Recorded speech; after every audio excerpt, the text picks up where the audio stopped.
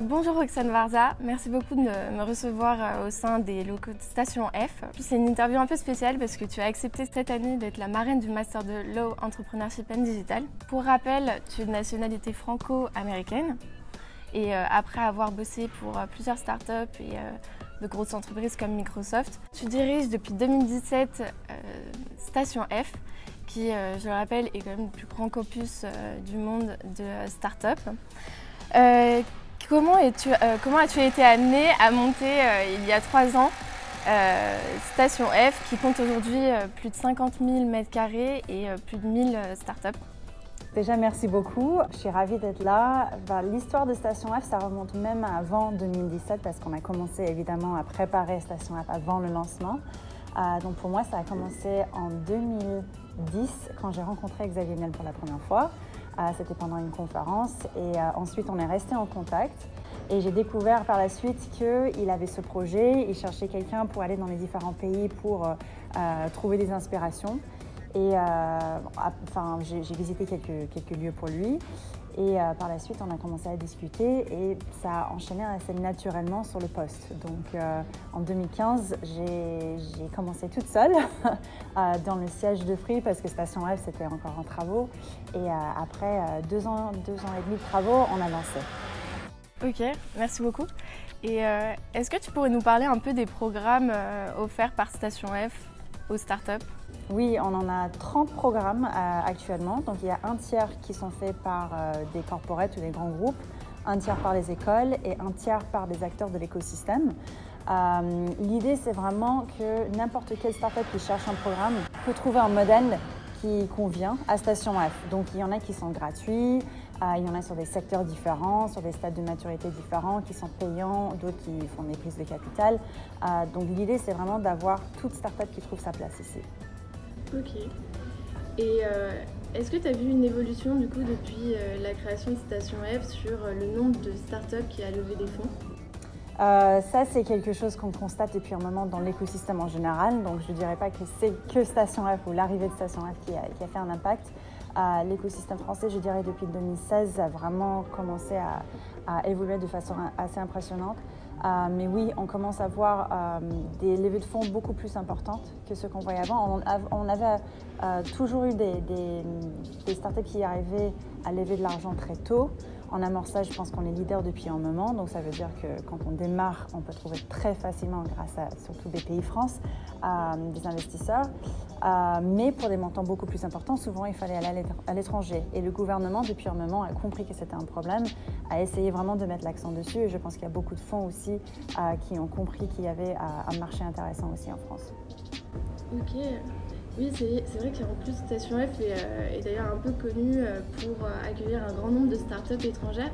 Est-ce que du coup, depuis, on va revenir sur la Covid-19, mais est-ce que depuis la pandémie, tu vois un impact significatif sur le nombre de candidatures étrangères chez Station F? Pour le premier confinement, oui, parce que je pense que les visas étaient un peu à l'arrêt, les gens ne savaient pas trop s'ils allaient pouvoir quitter leur pays. En revanche, on voit depuis un moment beaucoup d'étrangers que comme aujourd'hui le télétravail permet de travailler vraiment n'importe où et la France est quand même un pays assez sympa, il y a de plus en plus d'étrangers qui commencent à venir et atterrir à Paris, à Station F, en France, et des personnes parfois avec des parcours assez impressionnants. Donc on commence à voir aussi une qualité de talent qui n'est pas du tout le même qu'on avait par le passé. Ok.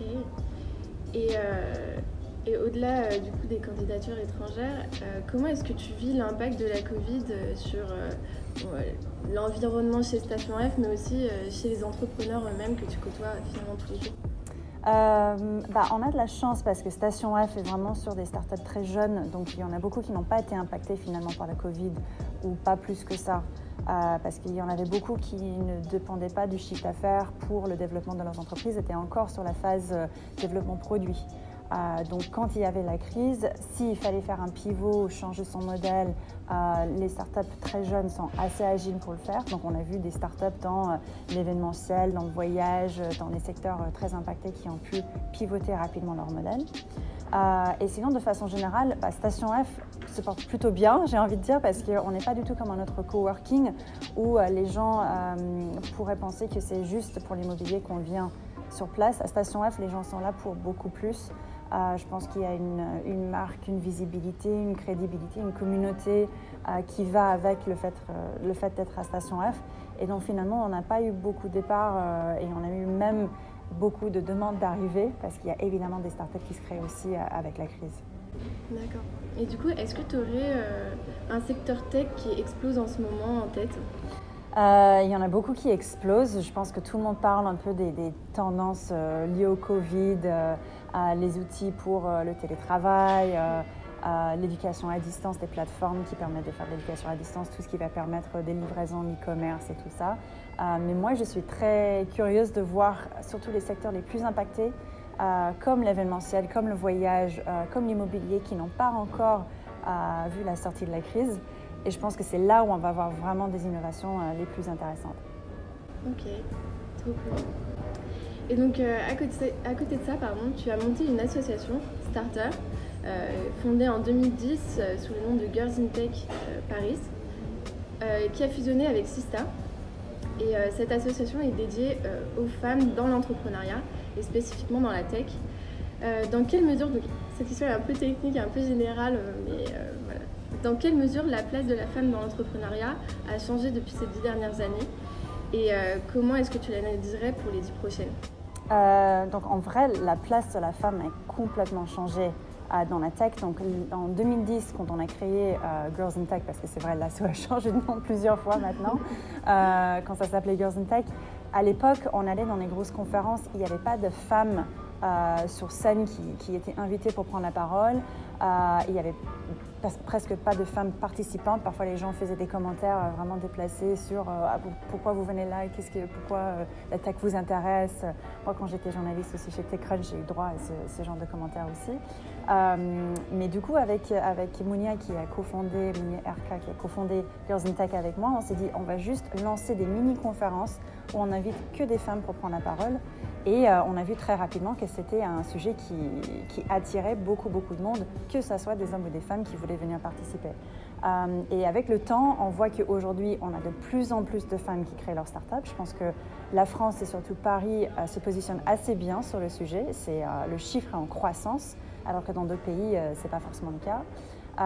Et on voit beaucoup plus de ressources aussi qui sont aujourd'hui dédiées aux femmes, ce qui n'était pas tout le cas avant. Il n'y avait pas toutes les aides, des accompagnements, des offres qui étaient là pour vraiment promouvoir et aider les femmes à devenir entrepreneurs, retrouver leur place. Je pense qu'il y a encore des choses qu'on pourrait améliorer forcément. Enfin, on n'est pas encore complètement à parité.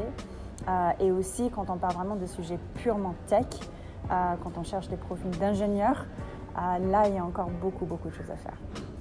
Et encore, on voit quand même un certain engouement, même rien que à l'école 42 ou dans les écoles d'ingénieurs, on a plus de femmes qui osent, je ne sais pas si c'est le terme oser, mais en tout cas qui sont poussées vers la tech, vers ce domaine. C'est réjouissant. Complètement. Il y a un élément aussi qui a changé, je pense que c'est un peu lié au MeToo, c'est que tout le monde a pris conscience de l'impact de l'environnement sur la présence des femmes. Donc parfois, ce n'est pas le sujet, ça plaît ou ça ne plaît pas. C'est plus, est-ce que la femme se sente bien dans cet environnement ? Je pense que 42, avec l'arrivée de Sophie Viger en tant que directrice, on a vu les chiffres qui ont doublé en un an. C'est des détails comme ça qui peuvent vraiment avoir un impact aussi. Oui, finalement, ce n'est pas le domaine qui non, détermine, pas du tout. Ok, et donc, quel conseil tu donnerais aux femmes qui souhaiteraient se lancer dans l'entrepreneuriat Moi, je donne le même conseil aux femmes et aux hommes. Donc, je ne sais pas ce que ça veut dire, mais moi, j'ai commencé avec plein de différents projets. J'ai toujours pas monté de start-up. J'ai monté un média, j'ai monté une association, j'ai monté des conférences, j'ai monté plein de choses. Je ne dirais pas que j'ai monté Station F, mais c'est un peu une start-up, mon bébé. Mais j'ai commencé quand j'étais étudiante avec des projets en parallèle des études. Je pense que c'est le moment parfait pour commencer. Voilà, si jamais ça t'inspire. Et je pense aussi, il y a beaucoup de gens qui se mettent une pression pour lancer un business, alors que je pense qu'il y a de la place pour vraiment plein de différents types de projets. Donc, moi, j'ai commencé avec un blog, c'était un blog perso à l'époque, qui a enchaîné sur un post chez TechCrunch. J'ai lancé une association, ça m'a permis de développer mon réseau, de rentrer en contact avec des personnes sur des sujets très intéressants. Et donc je pense que voilà, il y a vraiment de la place pour tout et je pense qu'il ne faut pas forcément que tout le monde se mette une pression pour monter une entreprise ou une start-up avec un produit, forcément. Okay. Merci beaucoup pour toutes ces réponses. Du coup, on va passer à la minute tac au tac.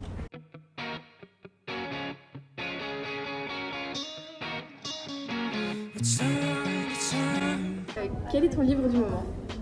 En ce moment, je suis en train de lire un livre sur le design et comment le design des objets peut impacter l'usage.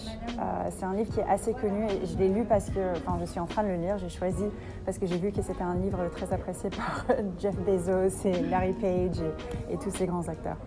Ok. Food tech ou fashion tech? Dur, mais je suis un peu food en ce moment. Food, toujours. Okay. C'est plus film ou série? Oh là, ça dépend des moments. Je pense plus série. Moi, j'aime bien consommer des choses par petits bouts. D'ailleurs, un conseil sur une petite série ou... J'ai regardé récemment une série mexicaine. J'aime beaucoup tout ce qui a beaucoup de violence et de drogue.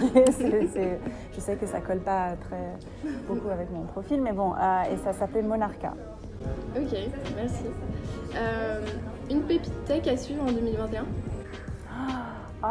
Ça c'est dur. Il y en a beaucoup que j'aimerais nommer, mais en vrai, j'ai découvert récemment une start-up qu'on a à Station F qui s'appelle Bodyguard.